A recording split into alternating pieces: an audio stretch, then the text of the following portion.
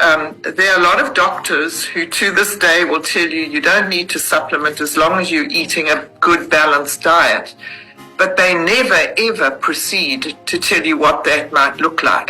But most of us actually like that information from the doctor, because we say to ourselves, oh, well, I eat a good balanced diet, so I don't need to supplement.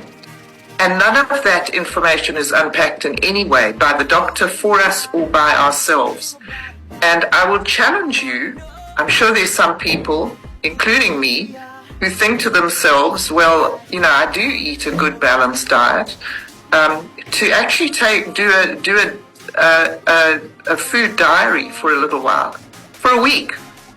Just every day write down everything you eat and just see what it actually looks like. And you will almost certainly be totally amazed at how unbalanced it is and how frankly poor it is a lot of the time, because we eat a lot of stuff that we shouldn't eat and we think we aren't doing very much of that. We mostly eat stuff that has been grown by big agriculture.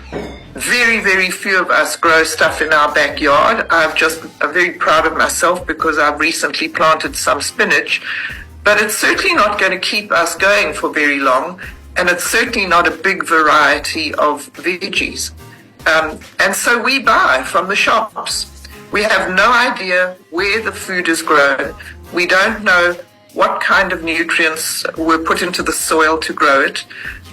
Usually the soil is nutrient depleted, and that's because they do something called monoculture these days, where the same crop is grown on the same land season after season after season. In the old days, they used to rotate crops, so different crops would be grown on a piece of land because they contributed differently to the health of the soil. And now monoculture is possible because of fertilizers. And the fertilizers are chemical products that are made, obviously, in order to help crops to grow.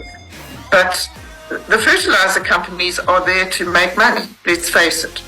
And so they will make a fertilizer that will sustain a crop and will make the crop grow and make it look good. But they will not take into account stuff that ought to be in the soil as well, that is not particularly obvious in the presentation of the crop. So I'm thinking of something like zinc and selenium. Plants can grow without zinc and selenium as far as we can visually tell.